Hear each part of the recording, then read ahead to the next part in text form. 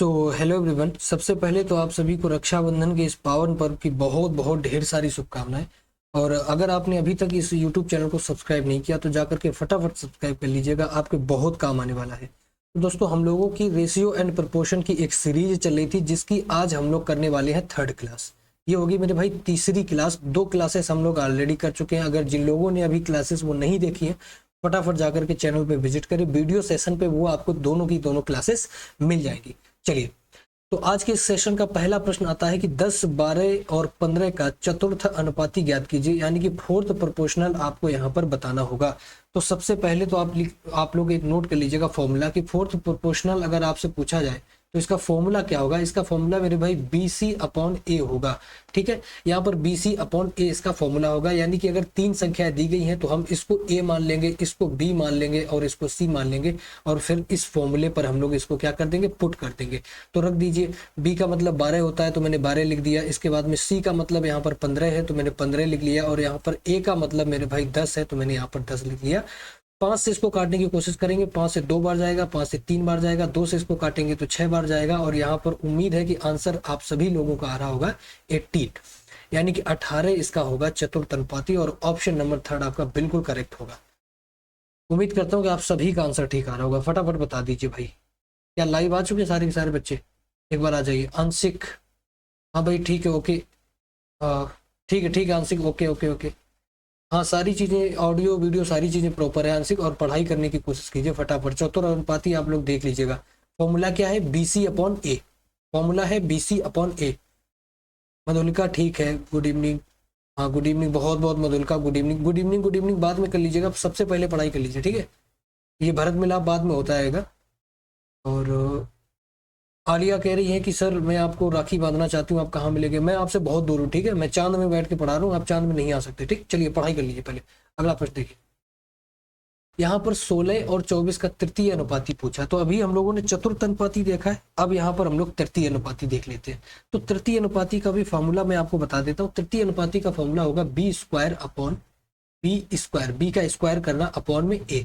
ये होगा तृतीय अनुपाती का फॉर्मूला। अभी चतुर्थ अनुपाती देखा, अब इसके बाद में तृतीय अनुपाती आप लोग देख लीजिए। तो यहाँ पर B मैंने मान लिया कि यहाँ पर क्या है, B² अपॉन A। यहाँ पर मैंने इसको A मान लिया और इसको B मान लिया। तो B का स्क्वायर करना है, यानी कि 24 का स्क्वायर करना। तो मैं इसको 24 को 2 बार लिख लेता हूँ मल्टीप्लाई में। इसके बाद में यहाँ पर A हो जाएगा मेरे भाई का 16, ठीक है। इसके बाद इसको काटने की कोशिश कीजिएगा। तो 8 से अगर आप 16 को काटोगे 2 बार जाएगा, 8 से 24 को काटोगे तो 3 बार जाएगा, 2 से 16 को काटोगे मेरे भाई तो यहाँ पर 12 से जाएगा, और 12 तिया हो जाएगा 36। यानी कि जो 16 और 24 का तृतीय अनुपाती होगा वो पक्का 36 होगा। और बाकी सभी बच्चों का बिल्कुल करेक्ट आंसर आ रहा है। इसका मतलब सभी पढ़ाई पे ध्यान दे रहे हैं, ठीक है। रोहित, पूजा और Shalini, Gautendra, very good very good, बहुत ही जबरदस्त, बहुत ही शानदार मेरे शेरों, बहुत ही शानदार, लाजवाब। हाँ भाई, बहुत बहुत गुड इवनिंग, गुड आफ्टरनून, जो भी हो सारी की सारी चीजें, राम राम सत्याकाल, सारी चीजें भाई, ठीक। पढ़ाई में ध्यान दो, ये भरत मिलाप बाद में हो जाएगा। चलो अगला प्रश्न देखो। अगला प्रश्न बोल रहा है कि एक परिवार की आय तथा खर्च का जो अनुपात है ना, वो 10 और 7 है। मैं आपसे सीधी सी बात कहता हूं कि भैया कोई एक परिवार है, कोई एक व्यक्ति है जो जिसकी आय 10 रुपए है, कमाता 10 रुपए है और खर्च करेगा 7 रुपए। तो आप ये नहीं कह दोगे कि सर बचाएगा पक्का 3 रुपए।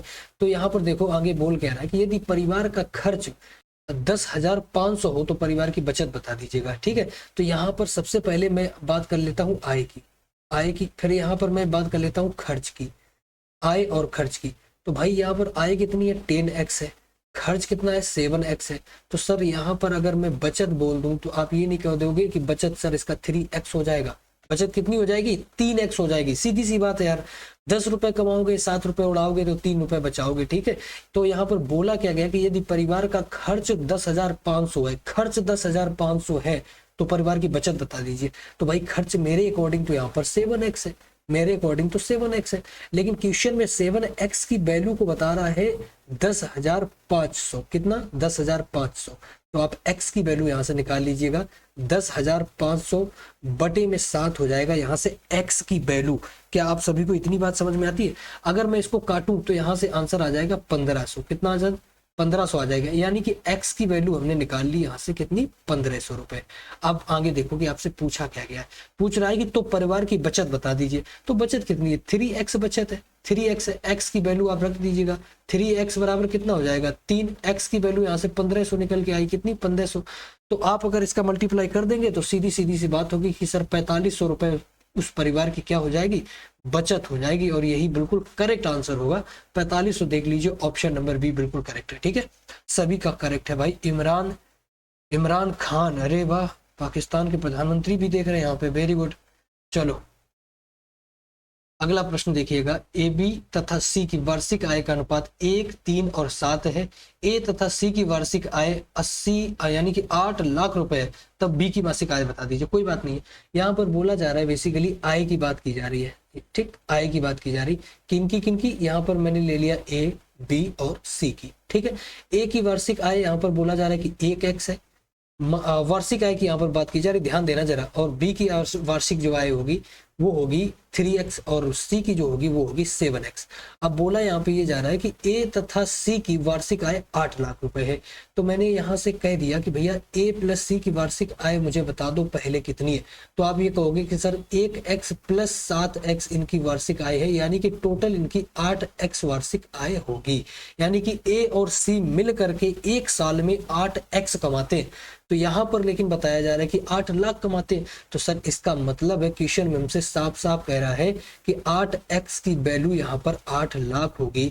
तो आप x की वैल्यू मुझे बता दीजिए कि x की वैल्यू मेरे भाई यहाँ पर 1 लाख हो जाएगी कि नहीं हो जाएगी। तो आप कहेंगे जी बिल्कुल हो जाएगी, x की वैल्यू 1 लाख। अब बोल क्या रहा है कि तो बी की मासिक आय बता दीजिए। अब यहाँ पर ध्यान देने वाली बात है कि डेटा आपका वार्षिक आय निकल रहा है, लेकिन बी की मासिक आय को पूछा है, मासिक ना कि वार्षिक। ठीक है, यहाँ पर ध्यान देना। अब आपसे पूछ क्या रहा है कि बी की मासिक आय बता दीजिए। तो बी की वार्षिक आय की अगर मैं बात करूं तो 3x है, बी की वार्षिक आय कितनी है 3x है। ध्यान देना, बी की वार्षिक आय कितनी है 3x है। तो ईयरली इनकम आप मुझे बता दीजिए, बी की सबसे पहले ईयरली इनकम निकाल लो। तो यहाँ पर x की वैल्यू अगर 1 लाख है और 3x की वैल्यू मुझे निकालनी है, तो क्या आप ये नहीं कह दोगे कि सर यहाँ पर 3 लाख हो जाएगा। सर यहाँ पर कितना हो जाएगा 3 लाख हो जाएगा, जीरो आप यहाँ पर एक काट दीजिए, एक्स्ट्रा लग गया। सर 3 लाख हो जाएगा, आप ये नहीं कह दोगे। लेकिन सर ये 3 लाख तो वार्षिक है ना, मुझे कितनी निकाली, मुझे निकाली है मंथली इनकम। आप मंथली निकाल लीजिए, बी की मंथली इनकम क्या होगी। तो सर अगर वो पूरे साल में 3 लाख रुपए कमाता है, तो सर एक साल के लिए मुझे 12 का भाग देना पड़ेगा, और हम यहाँ से बता देंगे कि सर वो 25,000 रुपए क्या करेगा, मंथली कमाएगा। और यही हमारी बिल्कुल करेक्ट आंसर होगा। ऑप्शन आप चेक कर लीजिएगा, ऑप्शन नंबर बी आपका परम सत्य होगा। ठीक है, सुरेश जी बिल्कुल आपका आंसर सही है, 25,000 रुपए। ठीक है, 25,000 आपका बिल्कुल सही है। आराग आपका बिल्कुल सही है, आलोक आपका बिल्कुल सही है, सारे बच्चों का क्वेश्चन बिल्कुल सही है। और एक ने हमारे नाम से आईडी बना रखी है, यादवेंद्र सर। ठीक है भैया यादवेंद्र सर। दूसरी बात तो ये है कि भाई तू मेरा नाम ही बेड़ा गर्क कर रहा है। यहाँ पर मैं मैथ पढ़ा रहा हूँ, तेरा आंसर ही कुछ अलग आ रहा है। तू 2,50,000 बता रहा है, अबे गधे 25,000 होगा। 2,50,000 कहाँ से आ गया तेरा, 25,000 होगा भाई, 25,000 ना कि 2,50,000। पता नहीं मेरे नाम की बेड़ा गर्क कर रहा है तो यहाँ पे। चलो अगला देखो, फ्रिज तथा टीवी की कीमत का अनुपात 5 और 3 है, यानी कि फ्रिज की जो कीमत है वो 5 रुपए है, टीवी की कीमत जो है वो 3 रुपए है। यहाँ पर अनुपात में दिया गया। ठीक है, दिल पे मत लेना, इतना सस्ता काम नहीं है यहाँ पे। आगे देखो, यदि फ्रिज की कीमत टीवी से 5500 रुपए अधिक हो। चलो सबसे पहले मैं यहाँ पर लिख लेता हूँ कि फ्रिज की मैं अपने यहाँ पर बात कर लूँ, तो फ्रिज देखिएगा जरा। इसके बाद में मैं यहाँ पर टेलीविजन की बात कर लेता हूँ। तो फ्रिज की जो कीमत है ना वो 5x होगी, और टेलीविजन की कीमत यहाँ पर 3x होगी। तो आप मुझे बता दीजिए कि इनमें दोनों में अंतर कितना। मैं आपसे कह देता हूँ, फ्रिज अगर 5 रुपए की है, टीवी 3 रुपए की है, तो आप ये कहोगे कि भाई टीवी और इनमें फ्रिज के अंतर में सिर्फ 2 रुपए का अंतर है, यानी कि 2x का अंतर है। ओनली किसका अंतर है, 2x का। अब मुझे आप देखिए यहाँ पे क्या बोल रहा है कि यदि फ्रिज की कीमत टीवी से 5500 रुपए अधिक हो। भाई साफ साफ कह रहा है कि 2x की वैल्यू यहाँ पर 5500 रुपए है, 2x की वैल्यू 5500 रुपए है। तो आप x की वैल्यू मुझे बता दीजिएगा यहाँ से कि x की वैल्यू कितनी होगी। उम्मीद करता हूँ कि भाई सब लोग बहुत अच्छे से पढ़ाई करने वाले बच्चे बता देंगे कि x की वैल्यू यहाँ से कितनी होगी। तो चलो मैं ही बता देता हूँ कि x की वैल्यू यहाँ पर हो जाएगी 2750 रुपए, 2750। बोलो हाँ या ना, तो आप कहेंगे जी बिल्कुल हो जाएगी सर, 2750 रुपए x की वैल्यू हो जाएगी। तो यहाँ से आपसे पूछा गया तो फ्रिज की कीमत बता दीजिए। तो भैया फ्रिज की कीमत आप लोग बता दो यार, फ्रिज की कीमत कितनी थी, 5x थी। x की वैल्यू 2750 पता चल गई है, ठीक है। तो यहाँ पर आप x की वैल्यू अगर रख दोगे 2750 रुपए, तो यहाँ पर तुरंत आपका टक से आंसर फेंक देगा। आंसर कितना हो जाएगा सर? आंसर हो जाएगा इसका 13,750 रुपए। कितना? तो फ्रिज की कीमत कितनी होगी? 13,750 रुपए होगी। उम्मीद करता हूँ कि आप सबको पसंद आ रहा होगा और ऑप्शन नंबर ए आपका बिल्कुल करेक्ट होगा, ठीक है। देख लीजिएगा, साहिल बहुत बढ़िया, आपका आंसर बिल्कुल ठीक है। और अमन बिल्कुल ठीक है, आपका आंसर ठीक है, ओके। सारे बच्चों का आंसर ठीक है। आलोक भदौरिया ठीक है, बिल्कुल आपका आंसर। चलिए अगला प्रश्न देखिए। सभी बच्चों का बिल्कुल राइट आंसर है। तो दो संख्याओं का औसत यहाँ पर बताया गया है कि 62 है। यदि छोटी संख्या में 2 जोड़ दिया जाए, सबसे पहले तो आप एक चीज लिख लीजिएगा कि दो संख्याओं का अगर एवरेज यहाँ पर कितना है, 62 है, तो नंबर ऑफ 2 यानी कि दो संख्याओं का भाई साहब यहाँ पर एवरेज दिया गया है। क्या? एवरेज यहाँ पर कितना दिया गया है? 62 दिया गया है। तो यहाँ पर आप सम निकाल लेंगे, दो संख्याओं का सम निकाल लीजिए, यानी कि 62 इंटू 2, तो दो संख्याओं का यहाँ से सम निकालेंगे, कितना आ जाएगा? 124 सम आ जाएगा। आगे पढ़िए।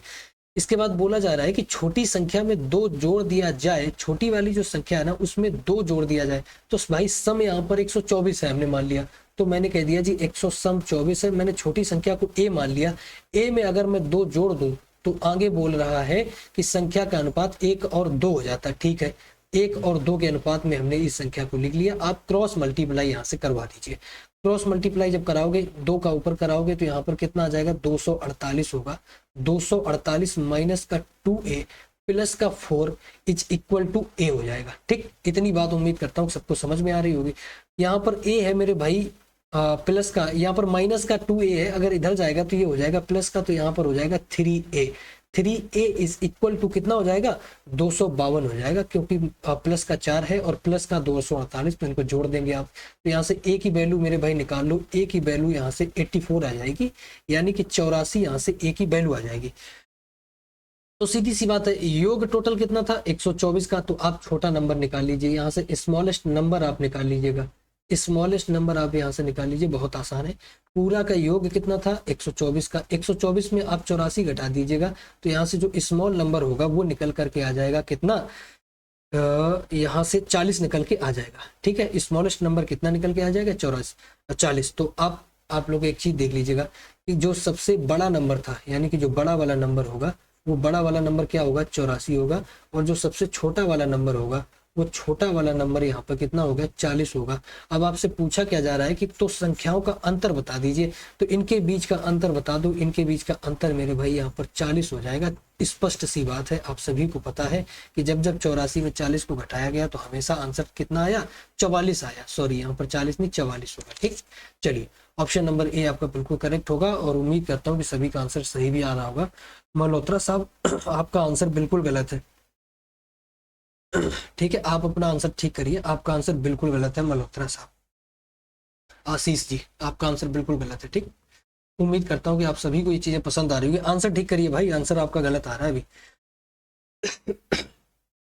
चलिए, यहाँ पर दिया गया है कि यदि एक कारखाने में मजदूरों की संख्या में कटौती 5 और 11 के अनुपात में होती है, यानी कि भैया एक कारखाना है जिसमें पहले मजदूर 15 थे और अब 11 हो गए, यानी कि मजदूरों की संख्या वो घटा दिया गया है, तथा उनकी मजदूरी जो उनको मेहनताना मिलता था, उनकी मजदूरी मिलती थी, वो पहले 22 थी, अब 25 कर दी गई है। तो जाहिर सी बात है, जब वहां पर लेबर्स की संख्या घटेगी तो मजदूरी बढ़ जाएगी, ठीक। सीधी सी बात है। तो यहाँ पर सबसे पहले हम लोग इसको टर्म को लिख लेते हैं, टर्मोलॉजी को अच्छी तरीके से समझ लीजिए। तो सबसे पहले मैं बात करता हूँ कि मजदूर की, ठीक है। मैं यहाँ पर मजदूर की बात करता हूँ। अच्छा प्रश्न है, थोड़ा सा ध्यान देना है। यहाँ पर मैं मजदूरों की बात करूँ तो पहले मेरे भाई 15x मजदूर थे और इसके बाद में यहाँ पर अब 11x मजदूर बचे, यानी कि यहाँ पर 4 मजदूरों को काम से निकाल दिया गया। फिर इसके बाद में बात कर लेते हैं मजदूरी की। मजदूरी की बात कर लीजिए, ठीक है, कि अब इनको पेमेंट कितना दिया जा रहा है। तो पहले भाई 11x पेमेंट 22x पेमेंट दिया जाता था और अब दिया जा रहा है कितना? 25x पेमेंट दिया जा रहा है। मैं आपसे एक बात पूछता हूं कि पहले अगर मैं आपसे पूछूं कि 22 रुपए आप 15 लोगों में बांट दीजिएगा, तो आप ये नहीं कहेंगे कि सर 330 रुपए कुल हमारे पास में होने चाहिए थे?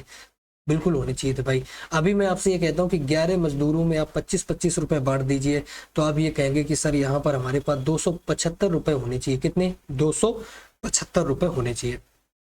तो पहले जो कंपनी थी वो पहले के मजदूरों को टोटल 330 रुपए बांटती थी और अभी 275 रुपए बांट रही है। यहाँ से पूछा क्या जा रहा है कि उनकी कुल घटी हुई मजदूरी का अनुपात बता दीजिएगा। तो कितनी घटी है, 330 पहले थी, अभी हो गई है 275। तो इसका रेशियो आपसे पूछा गया है, तो आप 330 का रेशियो निकाल लीजिए 275 के साथ में।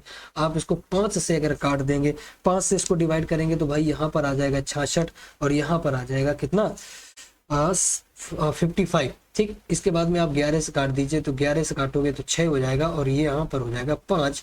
तो इसका मतलब कि यहाँ पर जो पहले की मजदूरी और वर्तमान की मजदूरी का जो रेशियो होगा वो 6 और 5 होगा।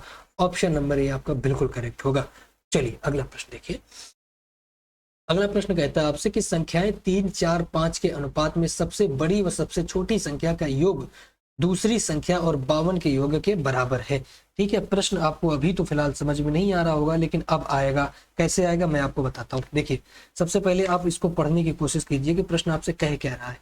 तो यहाँ पर आपको रेशियो दिए हुए हैं 3 संख्याओं के, यानी कि 3, 4 और 5। ये आपको यहाँ पर रेशियो दिए गए हैं। सबसे पहले इनको जरा गौर से देख लेना, इन रेशियोज को।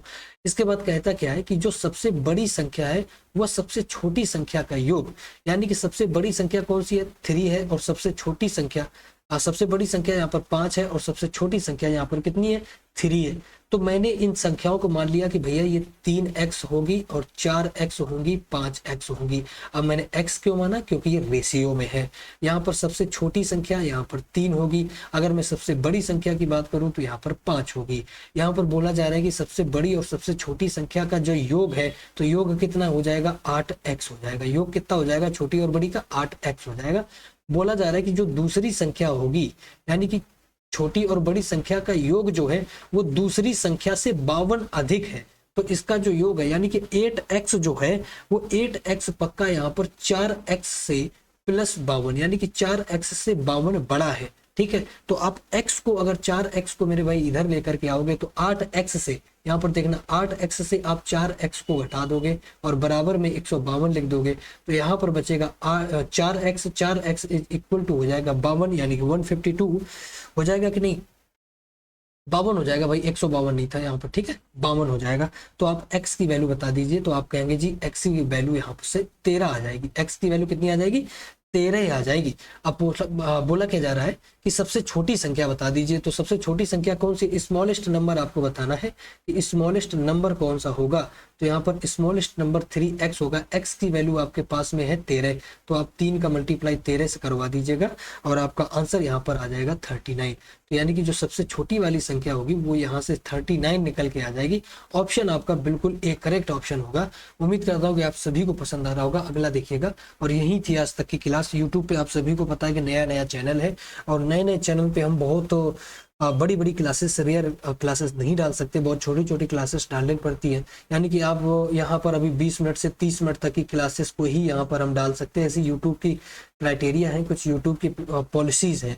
तो आप लोग इस चैनल को इतना सपोर्ट कर दीजिएगा कि मैं आपकी क्लास को बहुत लेंदी ले पाऊँ, 1-1, 2-2 घंटे की लाइव क्लासेस ले पाऊँ, क्योंकि अभी लाइव सेशन उपलब्ध यहाँ पर नहीं है। ठीक है, तो मैं अपने जो एप्लीकेशन है उस एप्लीकेशन पर लाइव क्लासेस लेता हूँ और उसका क्लिप आपको यहाँ पर प्रोवाइड करवा देता हूँ। ठीक है, तो यूट्यूब पर आप लोगों को, उम्मीद करता हूँ सबको मजा आ रहा होगा, पढ़ने में अच्छा लग रहा होगा। अगर पढ़ने में अच्छा लग रहा है भाई साहब, थोड़ी बहुत भी हेल्प हो रही है ना, तो आप मैथ्स विद यादवन चैनल को फटाफट जाकर के सब्सक्राइब कर लीजिए, आपको बहुत काम आएगा। मिलेंगे नेक्स्ट क्लास में 4th पार्ट में रेशियो एंड प्रोपोर्शन के। तब तक के लिए जय हिंद, नमस्कार। और इसी के साथ मैं आपको बता दूं कि जो बेसिक पार्ट है ना, वो बेसिक पार्ट यहाँ से पूरा कवर हो चुका है। अब हम लोग जो आगे की क्लासेस होगी वहां पर एडवांस लेवल की बात कर रहे होंगे। ये तो भाई बेसिक पार्ट था, अभी तो ये ट्रेलर था सिर्फ, यानी कि आपको सिर्फ अभी ट्रेलर मैंने दिखाया, पूरी की पूरी फिल्म अभी बाकी है। अब हम मेन फिल्म जो है वो कल से स्टार्ट करेंगे हम लोग। तो बेसिक पार्ट कंप्लीट है, अब आप लोग एडवांस के लिए कमर कस लीजिएगा। मिलेंगे नेक्स्ट क्लास में, तब तक के लिए जय हिंद, नमस्कार।